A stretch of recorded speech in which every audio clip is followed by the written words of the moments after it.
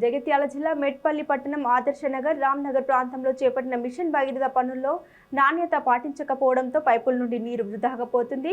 ముఖ్యమంత్రి కేసీఆర్ ప్రతిష్టాత్మకంగా చేపట్టిన మిషన్ భగీరథతో కాంట్రాక్టర్ల ధనార్జనే తప్ప సామాన్య మానవులకు తిప్పలు తప్పడం లేదనే విమర్శలు వినిపిస్తున్నాయి.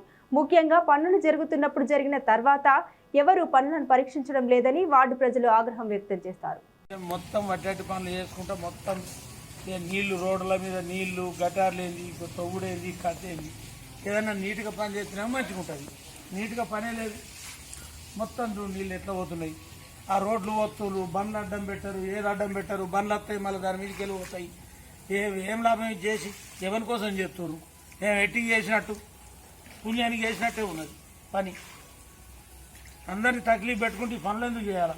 అవసరమే వచ్చింది. అంత ఎట్టి పనులు చేసుకుంటూ నేర్చుకున్నారు.